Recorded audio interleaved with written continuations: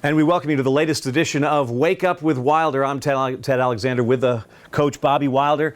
49-0, Coach, to App State. You mentioned the word embarrassment after the contest. Luckily, we don't have these situations very often, but you had a couple of days to think about it, to watch the tape.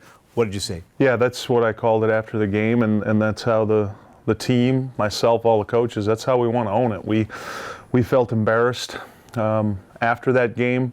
With the final score, in terms of the kids playing, competing, trying to do the right things.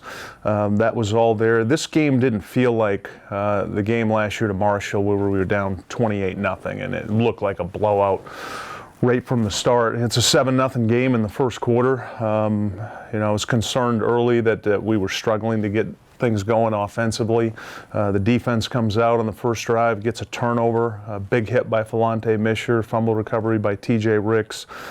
Misher and Davila played a combined 17 tackles in this game, which is outstanding for those two. That's too many for your safeties to make. But it's 7-0 in the first quarter, Ted, and then offensively, we start to drive the ball. Felt like we could run it. Lowry had a 16-yard run early. I really feel like where the game turned was, when we drove down and didn't get points. We did that twice, Ted, in the first half, and one of them unfortunately came when it's 14-0. I think here we go. We're going to score. Schuler's hit a couple big passes, and then he goes to throw to an open guy, and the ball slips out of his hand, which reminded me last year of Taylor at Western Kentucky, where how does that happen? And they return it 77 yards for a touchdown, and then he responds. Schuler responds the next drive, 26-yard completion to Pascal, 43-yard completion to Little, and you're thinking, okay, it's going to be 21-7, and then we missed the short field goal, and at that point, 21-0. I felt like we came unhinged. One of the plays that also struck me was a 4th and 26 they had the punt, so the defense did its job, but then a special teams penalty on a funky penalty. I don't know if it was legit or not, but the jumping of Tim Ward. Tell us about that a little bit, because I think that turned momentum as well.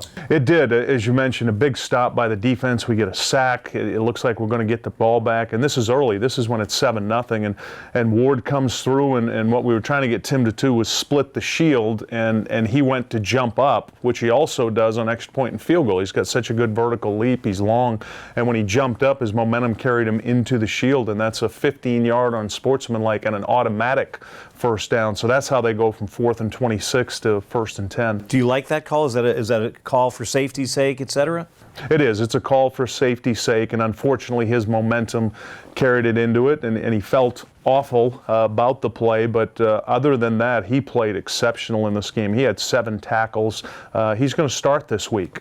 Also, Miles Fox, who played well, had 5 tackles in this game. So we're going to start 2 freshmen in the defensive line this week. Those kids are playing well, and they're both getting better. You talk about youth, not as an excuse, just as a fact. When things started going south a little bit, did the youth rear its ugly head a little bit in terms of the ability to deal with adversity that came on all at once? It's harder on young players who haven't been in the situation before, but it's certainly no excuse. It's no excuse to lose a game 49-0, and I just mentioned 2 younger players, 2 true freshmen who played extremely well. Keyshawn Strong, a true freshman, was playing well in this game. Unfortunately, late in the game, we had the missed exchange between Schuler and Keyshawn, but the younger players are playing well, and what you want to do and what I need to do as a head coach is to get them to accept this, to own this embarrassment, and to come out this week and say something like this is never going to happen again. Time to turn the page, and as the head coach of a young team, what do you do to try and get them back on track, back where they want to be? Well, the number one thing I want to see this week, and I expect we'll see, Ted, is a great week of practice. Yesterday, the players asked me to have a players-only meeting. I thought they'd get together for 5 minutes and talk a few things out. Well, it was a half hour. They were in the room for 30 minutes, and I didn't ask them specifically what it was about, but a couple of the guys told me that it was an outstanding meeting. They want to get back to the excitement level we had from preseason. They felt like they've lost that a little bit, and they want to be energized this week in practice and come out and show who we really are against Marshall. Monarchs hit the road to Huntington this week to take on the Thundering Herd, a tall task. We remember what happened a year ago. How do you prepare for the Thundering Herd? What's their biggest weapon? This is a team, Ted, that's won 16 of their last 18 games. They were 13-1 last year. They're 3-1 this year.